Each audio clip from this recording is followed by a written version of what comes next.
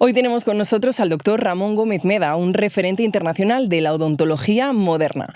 Es el paradigma del dentista multidisciplinar. Combina periodoncia, implantología, estética dental y tratamientos integrados con la tecnología más avanzada y materiales de máxima calidad. Además, es un conferenciante reconocido en todo el mundo por su capacidad de transmitir conocimientos útiles y aplicables en clínica. Sin duda, es un honor contar con su presencia hoy aquí. Bienvenido, doctor. Muchas gracias, Marina. Un placer estar aquí. Buenos días a todos. Muy buenas. Bueno, larga trayectoria. Vamos a empezar, si te parece, doctor, por el principio, sí. ¿Vale? Y es cómo empezó tu camino hasta llegar a lo que hoy día has conseguido. Bueno, como el camino de todos, me licencié y comencé con una clínica muy chiquita, además con una auxiliar de una clínica de segunda mano. Y bueno, lo que menos me esperaba es estar aquí. O sea, lo de estar aquí ha sido fruto de la casualidad, no fue planificado, ¿no? Y empecé como todos mis compañeros, pues con muchas carencias e intentando suplementarlas, formándome en muchos cursos, volviendo a la universidad, haciendo posgrados, más o menos lo mismo que hace la mayoría de mis compañeros. ¿Escogiste esta profesión por algo en especial? ¿Tenías alguien cerca que se dedicaba a lo mismo o qué te llamó? No, yo lo que pasa que mis hermanas tenían muy buena salud bucodental, no tenían ninguna caries y yo tenía que ir al dentista de vez en cuando, que me cepillaba menos los dientes. Y entonces me gustó aquello, me gustaba pintar, esculpir, las manualidades. Y yo tenía desde chiquito muy buenas notas, no me costaba estudiar, entonces mi padre me dijo que podía hacer cualquier cosa y dije, pues voy a hacer odontología, que hacía falta hacer medicina antes para hacer odontología, pero después, justo antes de entrar a la universidad, eso cambió unos años antes y podías entrar directamente a odontología, pero yo iba a hacer medicina antes. Pero no te quedaste en un solo campo, en la odontología, sino que quisiste abarcar e integrar las diferentes disciplinas bajo un mismo enfoque, ¿no? Bueno, eso fue fruto también de la casualidad. Lo que sucede es que yo acabé trabajando. Primero empecé a trabajar en un pueblo muy pequeñito, que es donde nací, porque me surgió una oportunidad y entonces estaba al lado de mi madre y podía comer allí y dormir en casa de mi mamá, que es muy cómodo.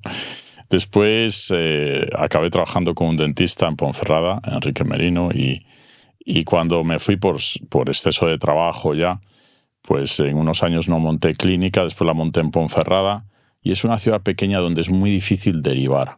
Es decir, no tienes grandes profesionales súper especialistas, entonces he tenido que ir formándome en distintas áreas porque cuando derivaba un paciente lo que me devolvían no me gustaba tanto.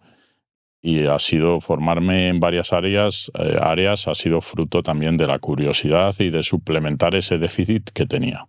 ¿Cómo fue esa experiencia en aquella pequeña clínica? Que imagino, no lo sé, a lo mejor me equivoco, pero guardas especial cariño, ¿no? Esos inicios. Sí, claro, al pasado siempre le guardas cariño, aunque no era tan bonito si lo comparo con lo actual. O sea, no volvería al pasado. Lo que pasa es que hay una especie de melancolía siempre con el pasado, ¿no? Y por supuesto tienes una energía especial, era el momento, 20 y pocos años, entonces trabajaba 14 horas al día, pero creo que hoy no trabajaría 14 horas al día y en aquellas condiciones. Yo creo que estoy mucho mejor, honestamente, ahora. Tengo un equipo sólido que me soporta, o sea, no lo cambiaría, ¿no? Sí que me ha costado formarlo, pero las condiciones, honestamente, son mejores ahora.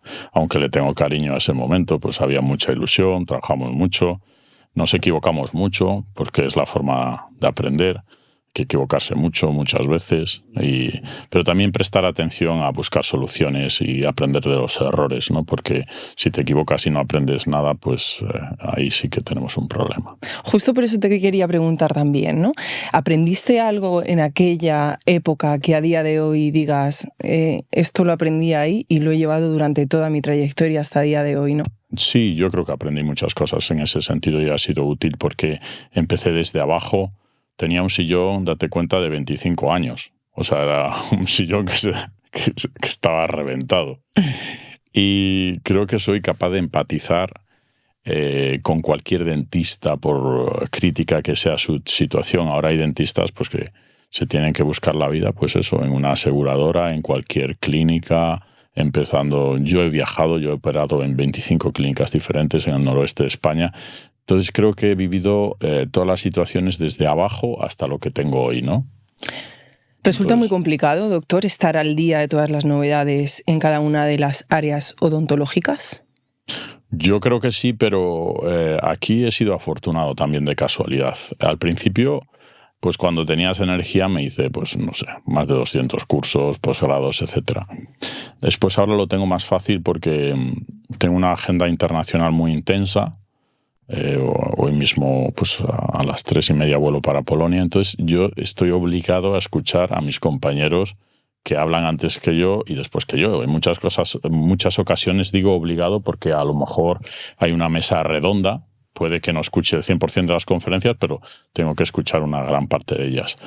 Y eso me obliga a actualizarme, quieras que no. Primero porque los escuchas a ellos, que todo el mundo sabe más que tú de un punto, de algo. No puedes saber de todo. Segundo, porque si hay una curiosidad, algún artículo muy interesante que yo desconocía, sale, lo puedo bajar, después me lo leo. Es más fácil filtrar, ¿no? Estoy en un momento que eso es de lo que más me aporta a mí el dar conferencias a nivel internacional, y después que me gusta mucho conocer nueva gente, viajar, nuevas culturas, nuevos lugares. Me tomo días libres entre viajes. Por ejemplo, ahora fui a Taiwán, Japón, pues estuve 14 días, pero trabajé 4 días y medio, ¿no? También trabajo a distancia. Pues las presentaciones las trabajo en el avión, en el aeropuerto, en el hotel, no me aburro. Y después me alquilo bicicletas, me voy por ahí, cosas de esas. Entonces te tiene que gustar un poco. ¿Es difícil vivir el ahora con una agenda como la que tú tienes, doctor? ¿Cómo lo haces? Sí, bueno, yo creo que se paga un precio por todo. Entonces tú tienes que ver si a ti te compensa o no. No sé, yo seguro que conoces a Alex Correia, ¿no? Yo siempre me he quedado con esa entrevista que le hicieron cuando decía, oye, has tenido mucha suerte porque él, además de un gran tenista, a lo mejor no ha hecho la carrera de Nadal, pues pero ha hecho una gran carrera, pero ahora ha hecho una excelente carrera periodística, ¿no? Como perico, ¿no?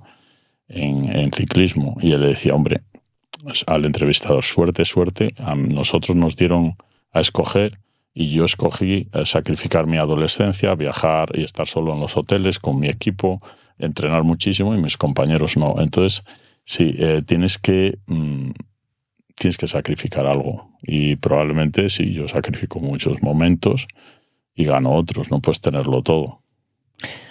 Volviendo a los tratamientos, ¿qué dificultades, doctor, encuentras cuando tienes que coordinar distintas disciplinas en un mismo tratamiento? O sea, imagino que existe una enorme preparación previa, ¿no? En el sentido de un estudio pormenorizado de cada paso, etcétera. ¿Qué dificultades hay ahí? Bueno, hay y ha habido muchas, pero cada día menos, porque vamos aprendiendo más. Hace muchos años que me di cuenta que lo que me contaban no me funcionaba, y entonces empecé a crear mi propia filosofía de trabajo, que es un poco lo que divulgo, y en ese sentido lo tengo bastante protocolizado, ¿no? Primero, pero no hay una regla igual para todos los pacientes, pero primero solemos higienizar al paciente, o sea, volverlo a la salud general, tratar las urgencias, etcétera. Después comenzamos por la reconstrucción de tejidos duros y blandos, y una vez que si no hay que mover los dientes, si no hay que hacer ortodoncia, para que el público nos entienda, una vez que todo está bien, pasamos a la fase final, que es la rehabilitadora. En ese sentido, muchas de las cosas estaban ya publicadas y están muy protocolizadas, pero muchas otras se han podido cambiar y mejorar. No sé, para ganar eficiencia, tiempo. Esto es lo que hemos también logrado, no yo, sino muchísima otra gente, con los flujos digitales. Esto, todo se ha revolucionado en la última década. Bueno, en las últimas 2, pero sobre todo en la última década. A lo largo de la entrevista, si algo nos ha quedado claro, es que te gusta estar, doctor, a la última. Sí. ¿Cómo decides qué innovaciones tecnológicas o materiales merece la pena incorporar en tu día a día? Bueno, una vez más, creo que ahí soy afortunado porque un poco cojo inspiración de otros compañeros. Es decir, pues yo tengo amigos que son auténticos frikis de lo digital. Tengo aquí un amigo en Madrid que es Jacobo Somoza, que es un loco de lo digital, es como un niño, se tiene todas todas las impresoras, todas las fresadoras. Tengo muy buenos amigos que saben mucho más que yo de muchas otras cosas. Entonces ahí me inspiro. Y después siempre hay una subjetividad. Vas a tender a actualizarte más en el campo que más te apasione. ¿Qué es? Que, por ejemplo, a mí me gusta mucho la cirugía. He hecho prótesis, ortodoncia, etcétera, pero muchas de las cosas las delego en mi equipo, pero las cirugías más avanzadas, eso digamos que es ahí donde yo me muevo, me siento como pez en el agua. Entonces todo lo que influya, todo lo que te apasione, tiendes a actualizarte más, a intentar empujar más, a intentar innovar más, a ser más creativo, a simplificar las técnicas, etcétera. ¿Podrías contarnos un caso concreto en el que la combinación de periodoncia, implantes y estética haya cambiado radicalmente a uno de tus pacientes? Sí, tengo muchos. Yo creo que todos tenemos casos de esos, pero así alguno que me acuerdo últimamente, pues una señora que me venía después de muchos fracasos con implantes, ya no tenía absolutamente nada de hueso, no tenía en el lado derecho superior del maxilar. Y bueno, la opción podría haber sido cigomáticos o más mutilante, y sin embargo decidimos reconstruir el hueso, la encía. Fueron 3 años, pero cambiamos totalmente no solo la boca del paciente, también ves que el paciente coge otra confianza, le cambias la vida, la calidad de vida, porque hay pacientes que cuando vienen a nosotros prácticamente no pueden comer, no puedes ir a un restaurante con un poco de calidad de vida, nadie quiere ir hoy en día, aunque tenga 70 años, con una removible, o sea, una prótesis de quitar y poner a un restaurante. O sea, y ya no estoy hablando de las mujeres, sino también de los hombres. Sí, sí, totalmente. Las cosas, las expectativas han cambiado mucho en solo, no 5 décadas, en solo 3 décadas. A lo largo de la entrevista también nos contabas que te sientes muy afortunado en muchos aspectos, ¿no? Sí, yo creo que sí. Yo estoy segura que en tus conferencias los que te escuchan también lo están, ¿no? Sí. ¿Qué crees que es lo que más valoran de esos espectadores, compañeros, colegas tuyos de profesión, de tus conferencias, de lo que les cuentas? Sí, bueno, yo he acabado dando conferencias por culpa de un amigo íntimo, Juan Antonio Ortiz, de Burgos, que durante 2 años estuvo detrás de mí para que diera conferencias. Y entonces he seguido su consejo, que es, yo creo que siempre tienes que enseñar algo, porque la gente está invirtiendo ahí, los colegas están invirtiendo tiempo, dejando de trabajar, dinero, energía, y después ser honesto. Entonces, eso son las 2 normas que me pongo. O sea, intentar transmitir algo útil y ser honesto. Puedo equivocarme, pero intento ser honesto. Esto lo uso, esto no, esto me ha fallado aquí. Yo creo que es una fórmula bastante tradicional, pero que sigue funcionando. Y además, talento y voz. Porque tienes voz, doctor, también para ello, ¿eh? Bueno, cuando era jovencito me dijeron que podría dedicarme a la radio. No sé si eso, nunca me lo he planteado, la verdad. Bueno, yo creo que ya... Eso viene de mi padre también, sí, es heredado, o sea que también he sido afortunado ahí. Con la agenda que tienes, a lo mejor se nos complica un poco, pero bueno, tienes todo lo que necesitas. Pero sí que es verdad que la voz me ha ayudado no me quedo afónico, ¿no? Hay personas que tienen un problema para hablar muchas horas. Yo, gracias a Dios, puedo hablar 2-3 días seguidos sin quedarme afónico. Más allá de la técnica, doctor, ¿qué importancia tiene también la selección de casos para conseguir un buen resultado? Pues muchísimo. Pues esto al final es sanidad, y como la boca no es una excepción y tú tomas un paciente, por muy bueno que seas técnicamente, hay un gran componente que depende del paciente. Si en medicina tú vas a operar a un paciente un cáncer de pulmón, pero el paciente quiere seguir fumando, pues no vas a tener la misma tasa de éxito. Y aquí pasa lo mismo con la higiene bucodental y otros determinantes que influyen de manera significativa en el resultado. No todo lo controlamos nosotros, la técnica no es suficiente, y la selección del paciente, a veces hay pacientes a los que hay que decirles que no. Y en cuanto a la parte psicológica del paciente, doctor... Esa es difícil, esa se quejan todos los compañeros, porque cada día más, porque todo el mundo está estresado y ahora están ahí Trump, Putin, todos peleándose, ¿no? Y está todo el mundo mucho más estresado. Y bueno, al final acabamos siendo un poco psicólogos. En ese sentido, creo, yo también agradezco a todo mi equipo, porque muchas de mis higienistas a veces son psicólogas. O sea, yo veo que están allí media hora escuchando al paciente. Yo no puedo, porque no tengo tanto tiempo. Puedo escucharte 5 minutos, pero... tengo el tiempo milimetrado, pero gracias a mi equipo conseguimos dar una atención personalizada, que creo que es muy importante en la odontología y en toda la sanidad en general, en la medicina, ¿no?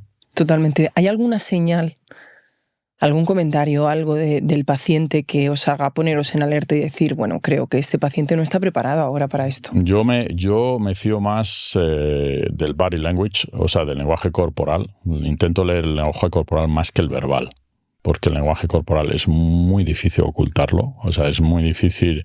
Tienes que ser casi un psicópata para engañar con tu lenguaje corporal o al menos un actor muy, muy bueno. Para las personas que como yo tienen mucha experiencia clínica, pero aunque seas cara al público, aunque seas carnicero, electricista, lo que sea, si tratas con muchas personas, inconscientemente eso lo desarrollas. Y bueno, las mujeres que van 10 o 20 años más avanzadas que los hombres, pues muchísimo más, porque eso es así, eso está codificado, yo he leído mucho de eso y es a lo que más presto atención, no lo que me dice el paciente. ¿Qué posturas, gestos? Los gestos, las posturas, también los ojos, las miradas, ya no lo que dices, sino el tono, como lo dices, la cadencia. Todas las personas llevan su cruz interna, también hay que entender eso, es decir, el paciente... Hay pacientes que tienen una gran carga emocional y eso no quiere decir que sean malos pacientes, todo lo contrario. No estoy diciendo eso, pero eso se tarda, eso se desarrolla. Es una de las cosas que creo que no tienes cuando eres jovencito, por lo menos yo no lo tenía, y te lo da la edad. O sea, la edad da muchas cosas positivas, ¿no? Te da plomo, te da seguridad, te da esas cosas. ¿Algún gesto que tengas ahora mismo en mente que digas... Este gesto, esta postura es señal de que no está preparado? Sí, hay muecas y hay muecas que demuestran sobre todo que el paciente no es capaz de no tiene resistencia a la frustración. Es decir, que si tú fracasas con un tratamiento, el paciente no lo va a gestionar bien.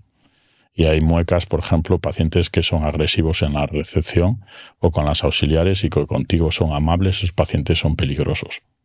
Todos los tenemos. ¿Te ha tocado decirle que no a alguno? Sí, claro. Yo recuerdo una paciente que le dije que no, venía en un vuelo desde Canarias para que yo la operase y le dije que no le iba a operar por su perfil psicológico porque no aceptaba la posibilidad de un fracaso y yo no puedo garantizar un 100% de éxito. ¿Cómo reaccionó? Se puso a llorar, sí, se puso a llorar, pero claro...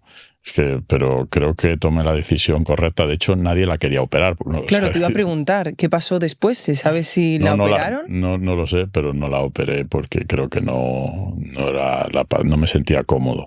Pero eso es muy excepcional, no es algo que haga ni siquiera una vez al año. O sea, yo creo que, no sé, en los últimos 5 años pude hacerlo una vez. O sea, no es algo frecuente.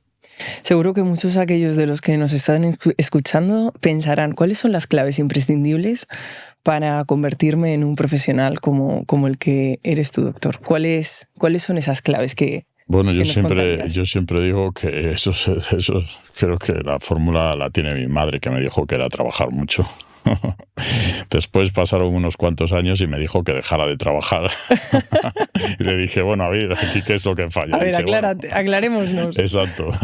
Y ahora trabajas más que ninguno de tus hermanos, ahora ya es momento de dejar de trabajar. Pero creo que retomar lo clásico funciona.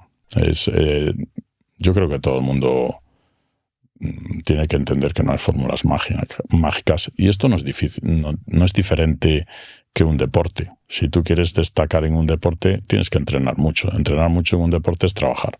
Totalmente. Y en una profesión es trabajar. Totalmente. Y ya está. Si tuvieras que darle un consejo a un joven dentista que empieza hoy, por ejemplo, a esa clínica pequeña en la que tú, doctor, también empezaste, y no tiene muy claro tampoco en qué área adentrarse o especializarse, ¿cuál sería? Pues que lo que hice yo un poco es ver a distintos profesionales, buscar personas que te inspiren y enseguida vas a darte cuenta. Es como si eres cocinero, ¿no? Que te gusta más el pescado que la carne o viceversa, o que te gusta más el estilo japonés que el ecuatoriano. Creo que te vas a dar cuenta enseguida de cuál es tu pasión. Sobre todo formarte. Sin formarte es imposible. ¿Es realmente posible, con la hiperespecialización que hay hoy día en el sector, llegar a ser un buen dentista general que, por ejemplo, ejerza en una pequeña ciudad? Yo creo que sí, totalmente. Yo ejerzo en una ciudad de 70.000 habitantes, aunque bueno, la caída comercial es de 200.000. Tengo pacientes ahora incluso de fuera de España. Es totalmente posible. A lo mejor lo que no puedes hacer es todo. Lo que tienes que formar es un equipo, pues como en otras muchas profesiones, porque esto se ha expandido mucho, pero puedes. Al principio tendrás que hacer lo que hicimos todos, pues enviar este paciente aquí, al otro. Y después, a medida que formes un equipo, sí que vas a poder. Yo estoy en Ponferrada, pero allí en El Bierzo tenemos, por ejemplo, el mejor enólogo del mundo, o tenemos, que es Raúl, o tenemos un tipo que prepara coches, no en Ponferrada, en un pueblito de 100 habitantes para rallies, y es conocido a nivel internacional, no a nivel nacional. O sea que tú puedes trabajar donde quieras, y hoy mucho más. Con un ordenador, yo nunca pensé que pudiera conectarme con un ordenador desde Asia y estoy trabajando de forma virtual. Y soy dentista, esto no era posible. Hoy puedes trabajar donde te dé la gana. Totalmente, porque bueno, creo que como en todo, también pasa, ¿no? En la restauración. La gente hoy cada día más se mueve hasta el pueblín de no sé dónde para visitar el restaurante del no sé cuántos. Entonces, bueno, en este sentido, yo creo que más que la importancia de dónde está la clínica es quién forma, quién está al mando. Y las personas se mueven. Nosotros tenemos un restaurante súper famoso allí, Prada Tope, y está en Quilós, que es un pueblito, y tuve esta semana 30 argentinos y nos fuimos allí todos, y está a 22 kilómetros. Y la gente llega en jet privado para ir a comer carne a Jamuz, allí, al mejor buey Y el bully estaba en una costa perdida. Totalmente. O sea que tú puedes hacerlo donde quieras, si tienes pasión y le pones el esfuerzo suficiente. Totalmente. Una curiosidad, si no hubieras sido dentista, ¿qué te hubiera gustado ser? Sí, estuve a punto de pasarme. Es que eso es una historia muy divertida. Me mareaba con la sangre. Y entonces después me hice adicto a la sangre. Sí. Me hice, odontología porque no había sangre. Y después quería pasarme a masilofacial, pero no me convalidaban algunas. Tal. Si no hubiese sido dentista, creo que hubiese sido hoy cirujano, sin lugar a dudas. Me gusta mucho la cirugía. Y sobre todo creo que me siento como pez en el agua cuanto más agresiva sea la cirugía. Es decir, creo que yo soy una persona que, por mi personalidad, soy capaz de mantener la calma, no sé, en momentos críticos. O sea, que, por ejemplo, que surgen complicaciones. Entonces creo que me apasionaría la cirugía. Cuanto más agresiva, mejor. Sí, creo que es una cosa, tiene un toque de adicción por la adrenalina, ¿eh? Es como el deporte. En este espacio nos encantan las anécdotas. Entonces, a mí me gustaría que nos contaras una anécdota que destacaras de tu carrera profesional, de cuando estabas estudiando, una anécdota personal, tu anécdota. Pero de cuando era estudiante. Bueno, o de cuando estabas trabajando, una anécdota que tú recuerdes de tu profesión. Sí, bueno, yo tengo una de cuando estaba trabajando, que en una ocasión pues le estaban mirando la tensión. Yo voy de gabinete en gabinete moviéndome y le estaban mirando la tensión a una señora, y la señora, para que le miraran la tensión, se quitó el suéter y no tenía sujetador. Y entonces cuando yo fui a entrar en el gabinete me quedé espantado y me fui corriendo. O sea, pero yo no entro ahí si no le ponéis. La señora no la vestís. Y entonces y todas mis higienistas, jajaja, bueno, ellas se quedaron también muy sorprendidas. Claro, es que una señora ahí, o sea, con los pechos al aire, todo, de eso nunca me olvidaré, porque creo que me pasé yo más vergüenza que ella, porque yo tenía 20 y tantos años o así. Bueno, pero hay muchas anécdotas, sí. Pero de esa me quedó grabada, sí. Nunca se me repitió. Te quedaste sorprendido a la par que aterrorizado. Hay muchas, porque cada persona es diferente. Sí, hay muchas muy divertidas. Sí. Pues Ramón Gómez Meda, ha sido un auténtico placer tenerte en este espacio, aprender tanto desde tus inicios hasta la actualidad. Y nada, te deseo muchísimos más éxitos, viajes, conferencias, y que sigas conquistando a tu sector y a los que te podemos tener cerca con tanto talento y profesionalidad. Gracias, Marina, y gracias al colegio por invitarme. Espero que guste y nada, saludos a todos mis compañeros. Hasta pronto.